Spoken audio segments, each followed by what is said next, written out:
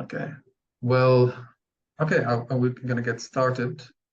And so, welcome everybody. You know, it's being recorded. Feel free to be on camera or not. It's up to you. So the agenda for today is customer feedback. I will stop this just a second because it's timed. Okay. Let me know if you can see everything clearly.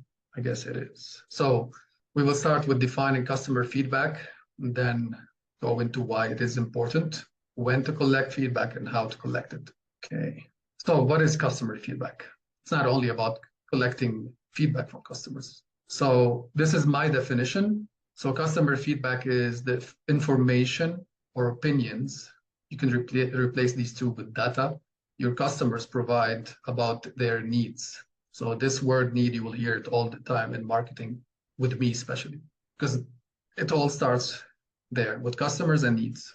So it's their opinion about the product based on their needs, how they view things, how they perceive things, and how if your product or service will meet, is meeting, and have met these needs.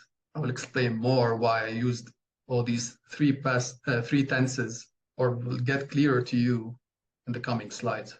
So, but these are some of the information that you can collect about or from customers. So their age, sex, occupation, income, marital status, attitudes, feelings, concerns, you name it. You can ask anything you want.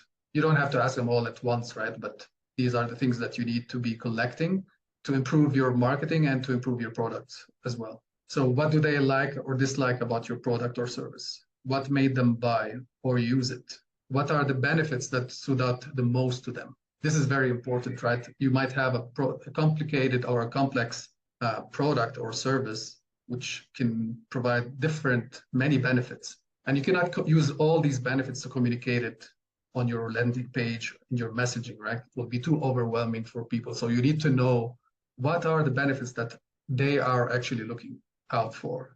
And here we can go into talking about different people will choose different benefits, but that's a topic for a different day.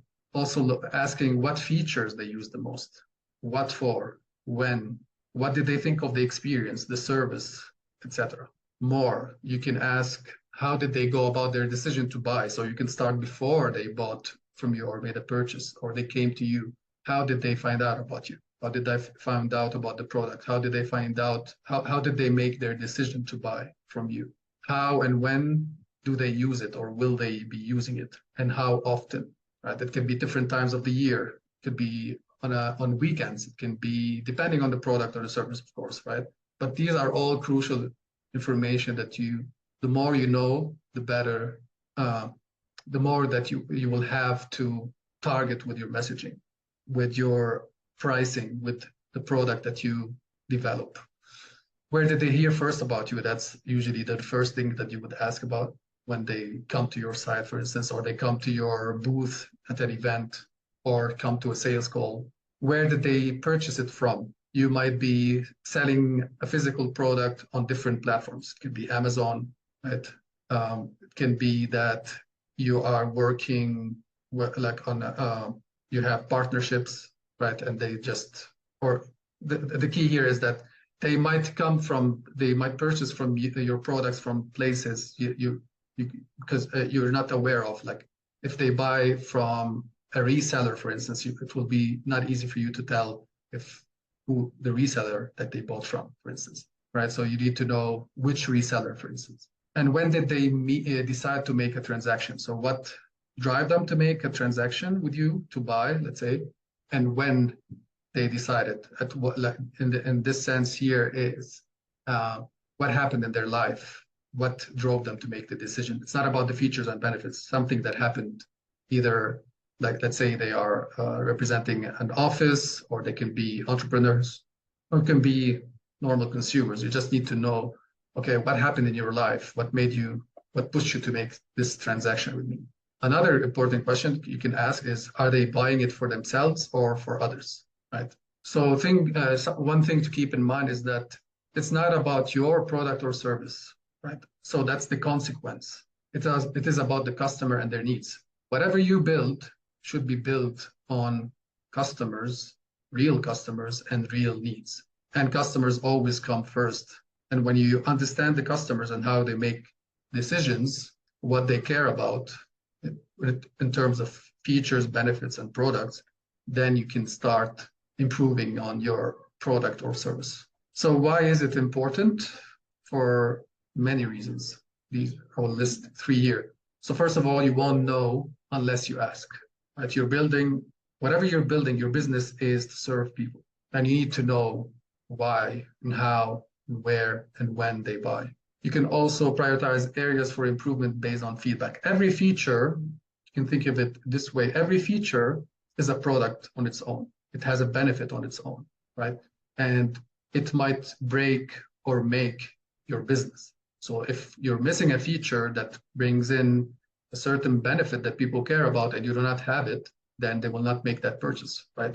Not all customers, but maybe these are the customers that will be the highest paying customers, or those who will be repeat customers, where their lifetime value, so they will be spending with you over the years the most. So you need to be observing and monitoring and asking and listening.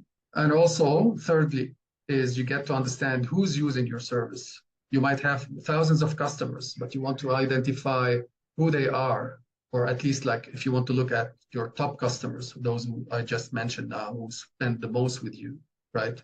Then you need to know more about them. Why, how, when, where. So you can customize everything. And marketing, just keep in mind that marketing is not only about promotion. It's not about being on social media only. It starts way before that. It starts with market research. And what is market research? You're trying to get feedback from the market. What do people buy? What are they buying?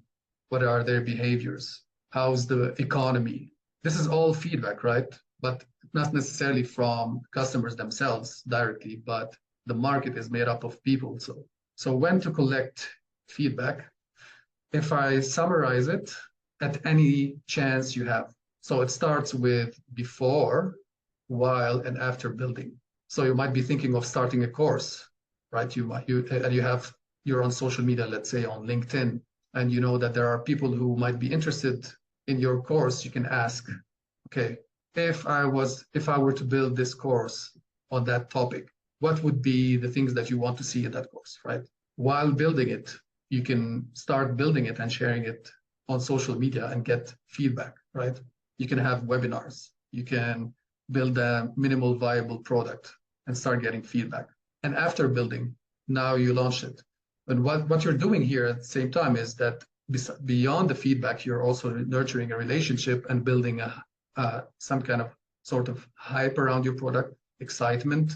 So you can start there if you're comfortable with that, while promoting it too.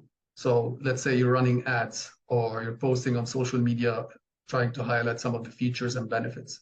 People come to your site, right? You can have different tools that you can use, which we'll go over in a second. You can have a chat message, you can have a survey, you can have a form. If you are a physical store or you have an office, right? They come to you to inquire or they call you. This is a good opportunity to ask where, how, etc. Right? And then before, during, and after any interaction. So they download a PDF. Now you have their email. You can send them an email 2 days later or the next day. What did you think of this download? Are you interested in pursuing or in exploring ways we can help you, etc. They sign up for a newsletter or they sign up for a webinar. During the webinar, you can ask them a question. Before they sign up, you can ask them, how did you hear about us? Right? We're talking about the online world here. They schedule a call with you. You might want to have a quiz or a screening form, right? You want to ask them, what is their budget? What are they expecting? What are their challenges? When you get on a call with them as well, this is the best time to hear. We know by now, especially here in Autonomy, that a sales call is all about actually listening and understanding. And then eventually before, during, and after purchase. So you can ask them, how did they hear about why they chose this product? During, you can ask them like when you're delivering, when you are preparing, when you're onboarding them, if it's a service. and after purchase. Were they happy with the product? Did it meet their expectations? And so on and so forth. And a crucial point here when you're collecting feedback is to do it as soon as possible, right? Like if you wait a week, 3 days, even nowadays, like if you wait 2 days, it might be a bit too late.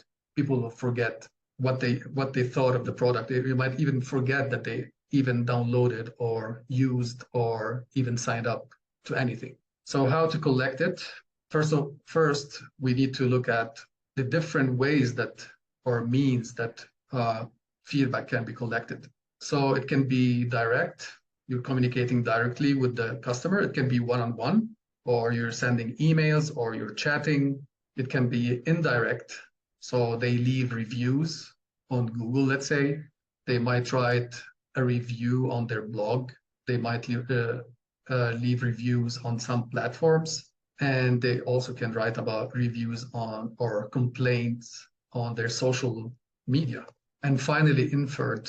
So this is kind of indirect, again, feedback collection, but it's more based on observation patterns. So you're interacting with customers on a daily basis, let's say on calls, and you're always finding out that you're seeing some pattern, like with the people who are coming to ask for your services or inquire about your services. You notice that they do not match your product, or they have different needs than what your product or service is providing.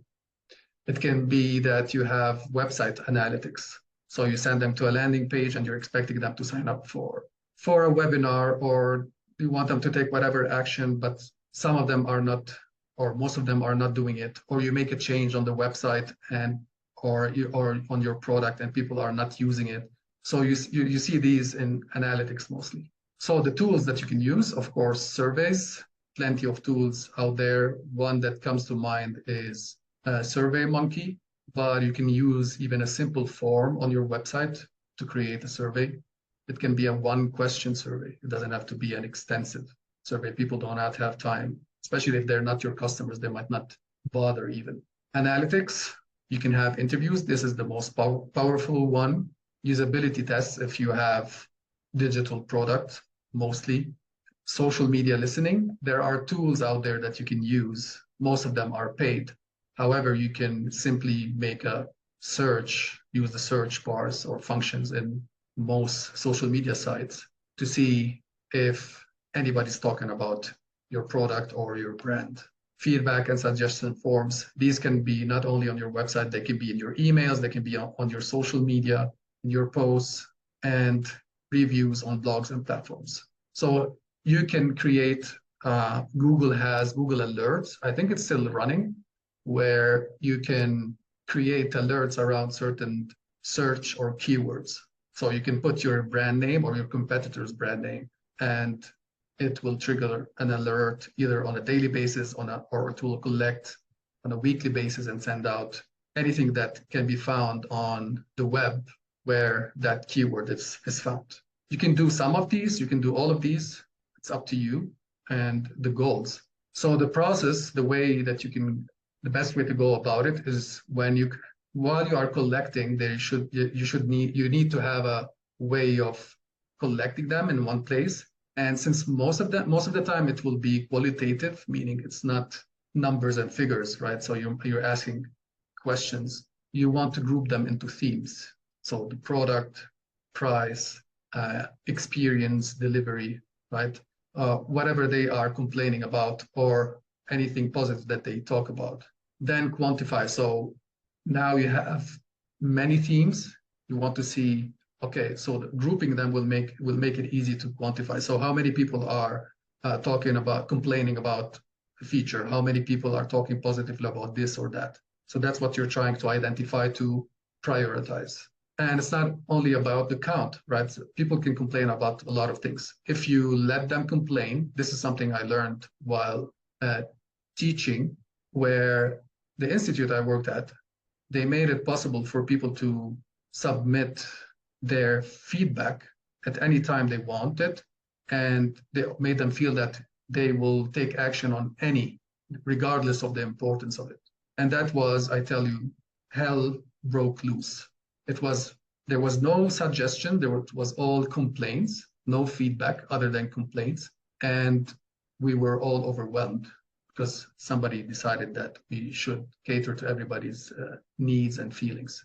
So prioritizing here as well should be based on what would bring in the most value to you and your most important customers. So you have to identify what type of customers you want to focus on, what do they prioritize, and also you have to keep in mind your capacity and what is best for your business. So let's say you narrowed down to 5 or 4. You might want to learn more about why people are complaining about this. What is exactly happening? You might want to do interviews. So let's say you collected things from a survey or an interview, and then when you went back to look at this feedback and you were not sure about certain things, you have to go back and dig deeper.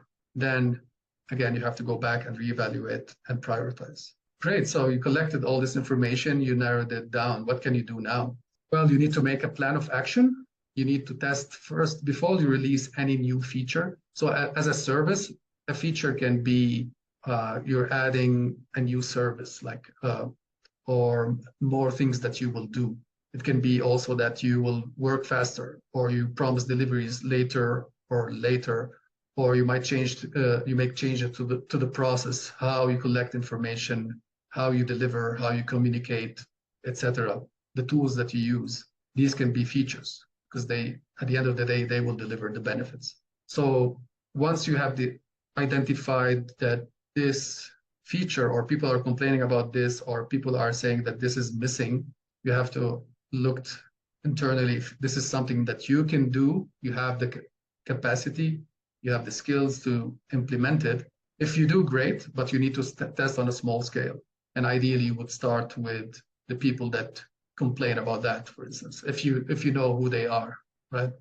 So you test on a small scale and then, of course, here you're collecting feedback. So you're looking at the responses, and then you go back, and if you see that the response was good, okay, you say that you're going to be improving that feature or that product. Otherwise, you will have to discard it and then release. And that's about it for my survey. I know it's a lot hypothetical, but hopefully it raised some questions or gave you some ideas. And I can open the floor for some questions. I have a question. Like you mentioned some of the tools for collecting information, or like you mentioned surveys, interviews, usability test, analytics. Now, I guess my question is, depending on the product or service, is there like a specific way to go about it depending on a product, or is it I guess let's see, what am I trying to say here? Like, is there a specific, like, is this a specific order in doing it, or does it depend on the product or service? I guess that's my question. It depends on what you want to collect. Okay. At what stage. So first of all, you need to have the means or make it possible for people to give you feedback, right? Right. So you have to be also prepared. So if you are offering a service, so most of your interaction will be in person or emails, right? Right. So the way you structure your sales call, for instance, or consultation or whatever, should be structured around questions that will give you feedback, right? The feedback is not only about improving a product or a feature, but also to understanding if it's a fit. So when you are on a sales call with somebody, you want to see if they're a fit too, if you are able of serving them, if your service is built to serve these people too. If it fits, yeah. I get it. So it makes sense. You're structuring the questions based on that. And there's a science also to collect. If you're going after a survey, there's a science behind it, like the way you phrase the question, even the order of questions might direct people to answering in a certain way, their perception of you. So you have to be very careful with how you structure, how you order, and when you ask. But you don't have to worry too much about it. As long as you are asking the questions and testing on a small scale first, eventually you will get around that and get to the heart of it. But you have to be aware of that. I see. Thank you. So for instance, myself, I'm at a stage where I'm getting leads, right? And most of the time most services will spend their time doing sales calls, interacting with people who are about to buy from them. In my case, I'm still early stage, right? So I'm still trying to figure out how to build my product, my service, what should be in there. So most of my calls are about that, listening to what people want or what they expect and what they need. Well, while I have some idea of what my service should look like, but so the questions are coming from based on that. But I also need to hear what people are saying. And when I present to them a proposal, I want to know if this is something that met their expectations or not. So here, trust in this case is important. You will be able your ability to create some safe space for them when you're on a call that they will actually share this information with you. This is when it comes to interviews. Right. So in my case, what I'm trying to say is that my focus is now to collect feedback in these sales calls. I see. Can you just clarify again? You made this example when you were teaching that they opened the floor for feedback and it was only negative feedback. Yeah. Was that a mistake? It was a mistake, yeah. The mistake was that the way we responded to every single complaint. So 100 complaints, we should solve all of them, right? So and they communicated it with the students. So the students were expecting everything to be solved. And when you get overwhelmed and you do not have the capacity to deal with everything, because some things take time, people start even complaining more, and they will have more expectations, and they will just ask for stuff. So this is why you have to prioritize your capacity and your business goals as well. Okay. Because it's going to take time, and sometimes it's going to take up your budget too. And something I mentioned also a few times is that when you are building, especially when you are building something, ideally you would not go after friends and family or people in your community you feel comfortable with, because unless they are your target audience, right? You know that they're going to use it, they can benefit from it, etc. Otherwise, if you go with what they're saying, if you are unable to put yourself in the shoes of the customers, how can you expect of someone who doesn't know anything about your product or your industry to give you feedback about something that you want to sell, let's say to architects? Mm-hmm.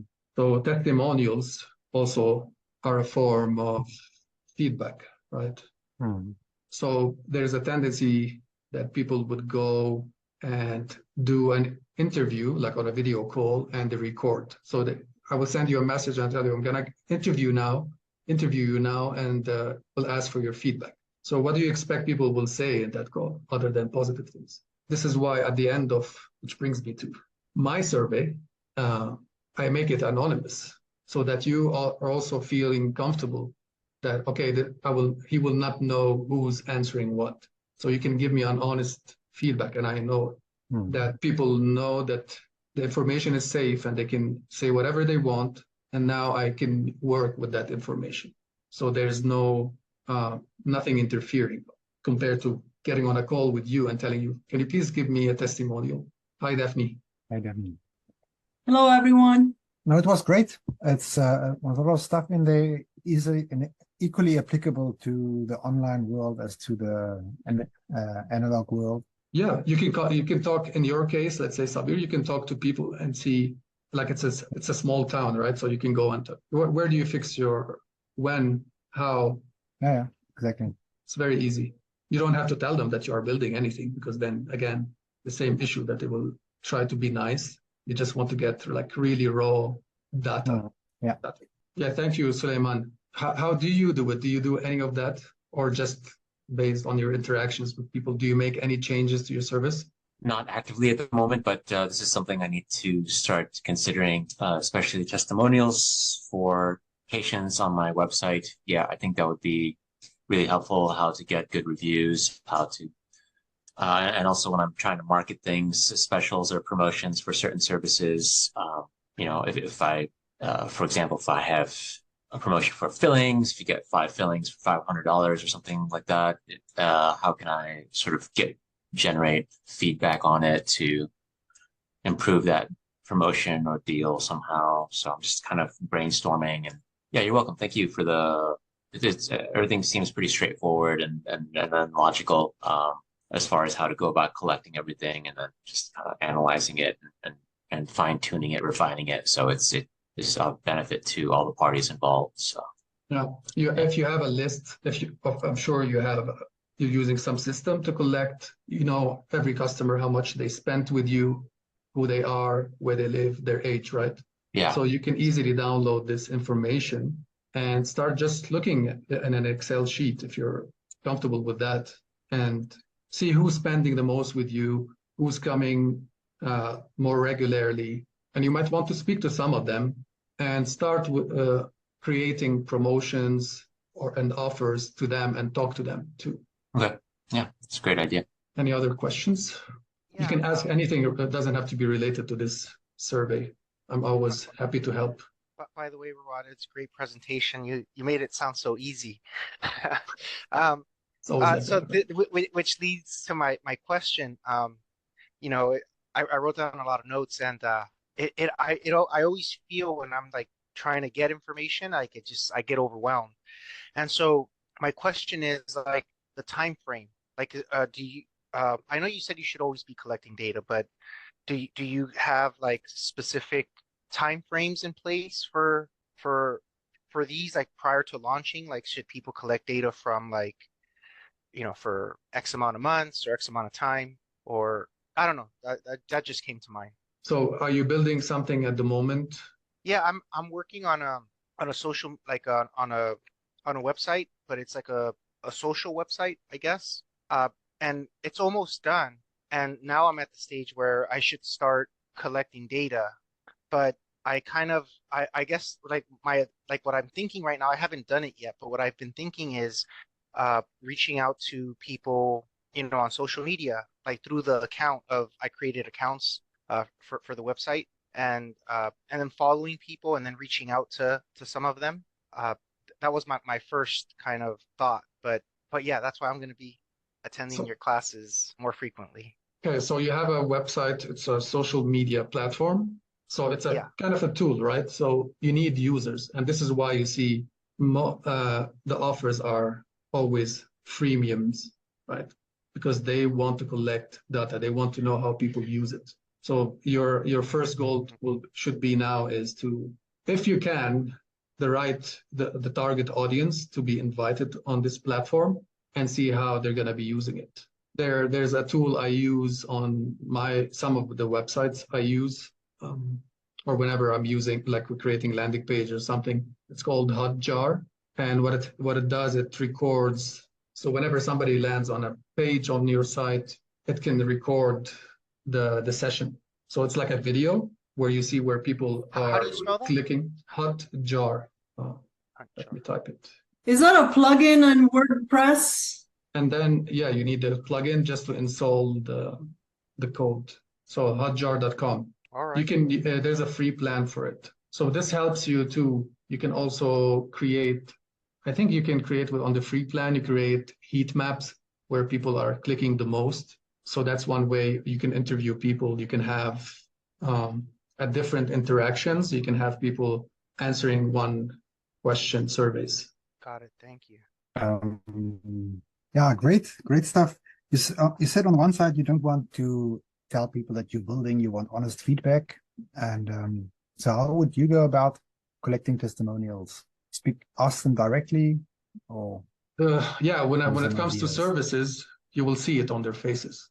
And you might have, sometimes you're unsure whether you have provided them a good service or not, because they're always might be being nice to you. So you can send a survey. You can send a survey and say, hi, I'm sending this to all my clients, and if it's anonymous, I would be happy to receive your feedback. Now, if you are providing a service that can be measured in some way, especially in digital marketing, and you have set expectations with the customer, if you can, and you brought results, then it's no brainer, right? Like you can see it on your dashboard that, okay, we got you this many leads or this many sales, and so on and so forth. Then you can ask for a testimonial.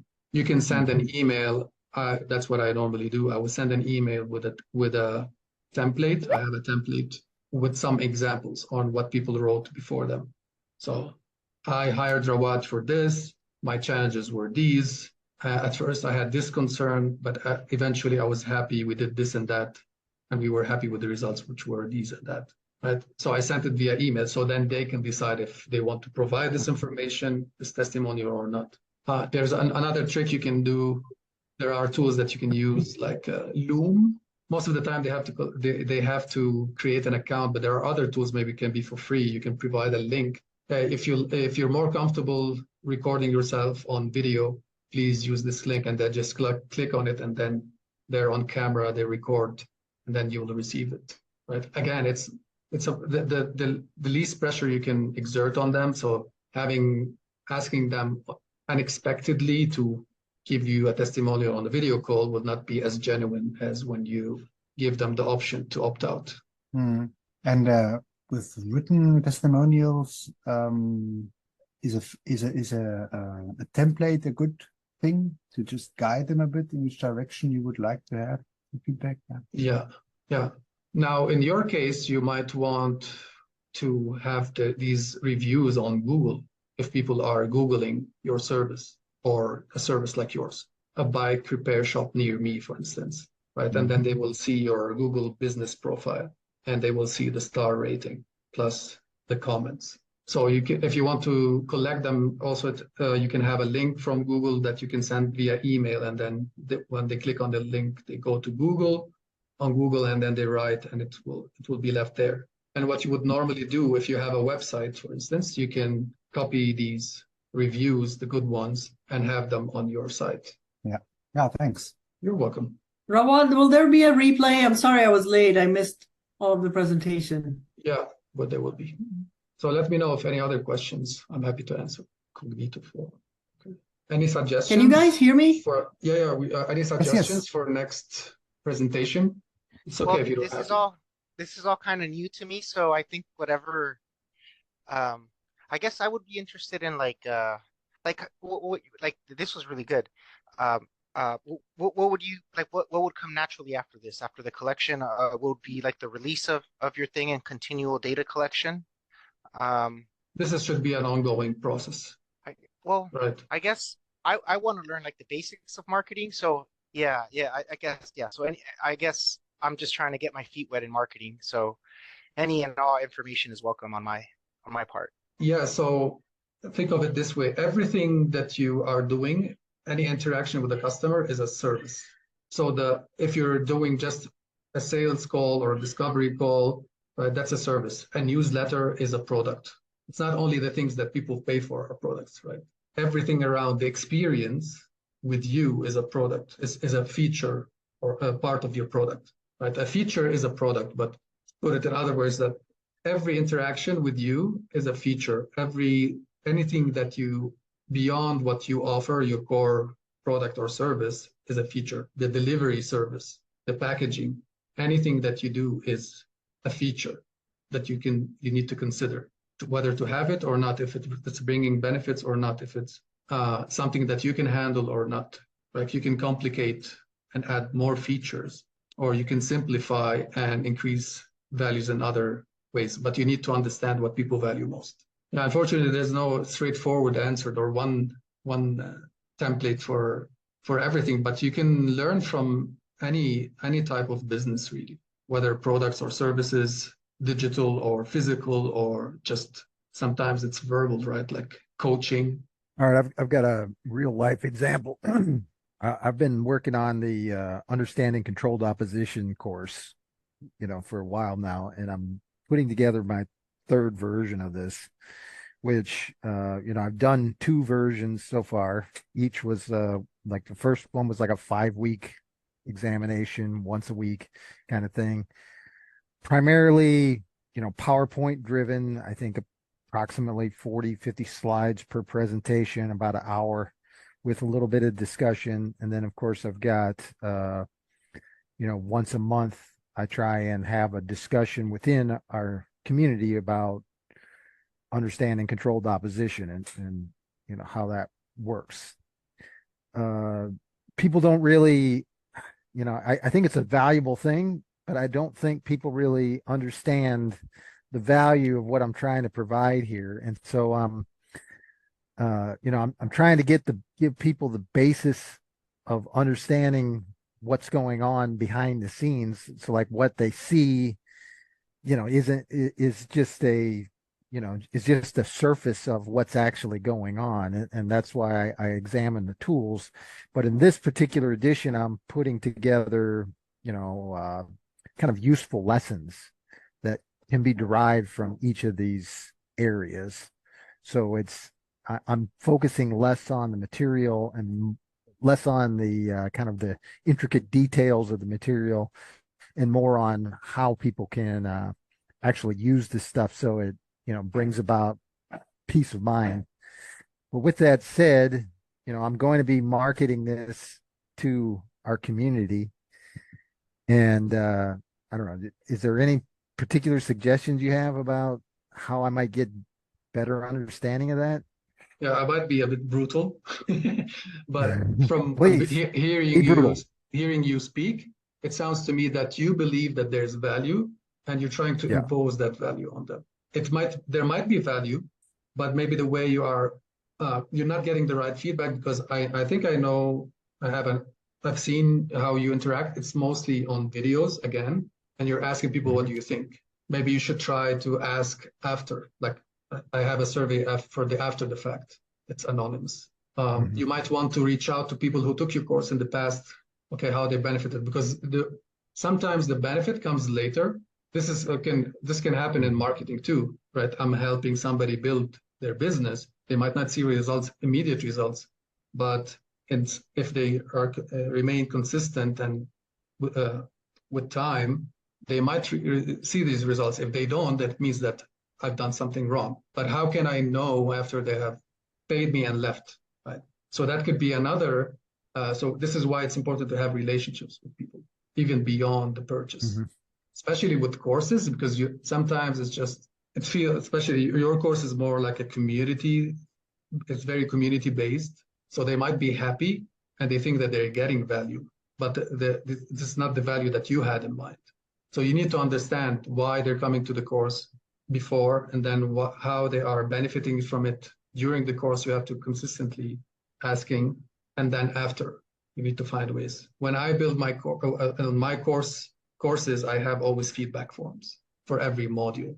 So what do you think of this session? How was the pace? How was that? So I'm based on what I believe that the features that they care about, right? Sounds like you're kind of gathering the expectations, right? And just sort of trying to just meet those expectations, but just kind of understand those better, right? That's what it sounds like. Well, I Yeah. think it's it's kind of like trying to understand people's experiences, how they relate to like what's going on out in the world, and how that information is affecting them is something that many people do not examine. I mean, obviously we're in a situation where we don't have a lot of time to do much, but this is one of those things where it's kind of that psychological process that leads people to being kind of overwhelmed with doubt or confusion or just fear. And if they know the mechanism, then it's less likely that they're going to fall into one of those categories of like being doubtful about themselves or being doubtful about what the future is, or how they can affect the future. And but again, I think it's one of those things where and I think as a community, I think we're experiencing this where we're having that difficulty of communicating to people that aren't as dedicated to the truth as maybe we are, and like digging out and finding what actually is going on. It's it's finding that mix. But again, like what you said, Rawad, about like how does what I've got apply to a person's situation in which their experience, like they're there's a pain point. I guess I'm trying to find those pain points maybe. You need to Ma- find the Michael, people you need to find the people who are benefiting the most and try dig deeper into who are these people, what traits do they share among each other. So you're trying to look for a group of people who have similar traits and characteristics. And this is what market target audience is about, understanding who your product fits the most to. That's the most difficult part. And you hear in the tech world about pivot. Like they build a tool, like they think this is for the this tool is for this, and then they start getting people inside, and then all of a sudden they realize people are using it for a totally different reason that they ever thought. But there's a nice channel on that if you want. Kind of like the Y Combinator.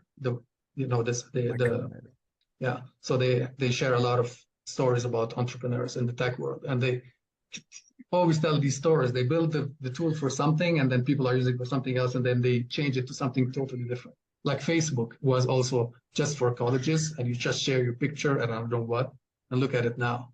It's an advertising platform too.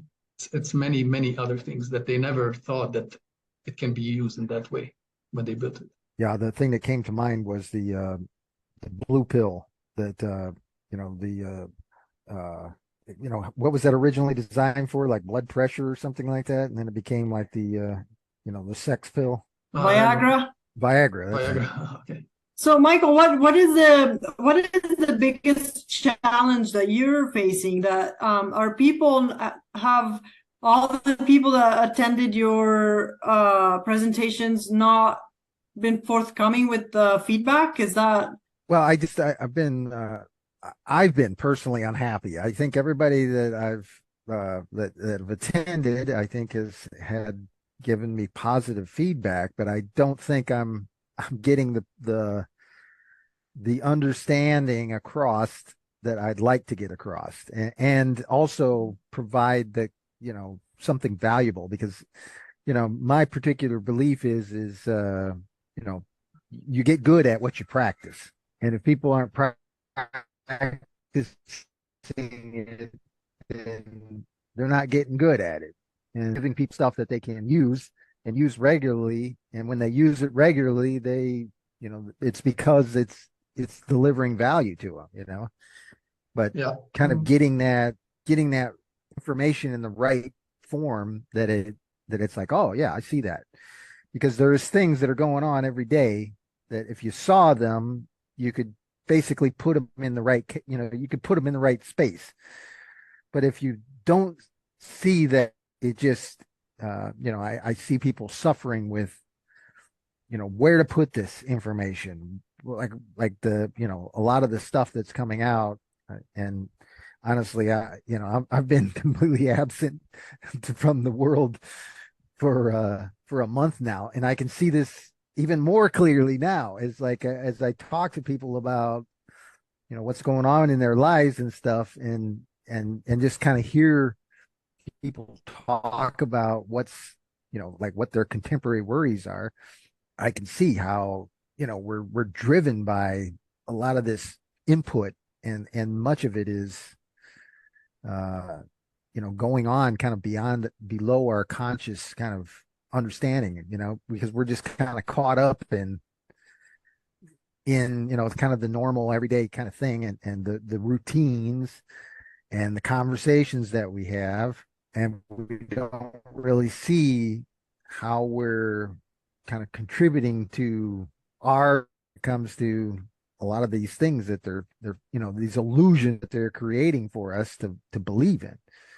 So do you think that sharpening your, like making sure that you're first happy with the message you're sending out, like that might help, like that might be more important at this stage than the feedback then? Because if you're not happy with it, even though you're getting good feedback, like Rawad said, it's still working, it's still doing something positive, but maybe focusing better on what you're trying to convey might be. Yeah, well, I mean, I've been working on the next version, and I have been, like I said, the average slides is about somewhere in between 40 and 50 per per presentation, and you know, I've cut that down. I cut it down by probably 10 so far, and I'm feeling like I'm going to do that much more. And then I'm also going to kind of switch up, you know, less talking about kind of the mechanisms, although I think it's important to understand how the tools are being used. It's like how we actually, like, what do we do with that information? How do we practice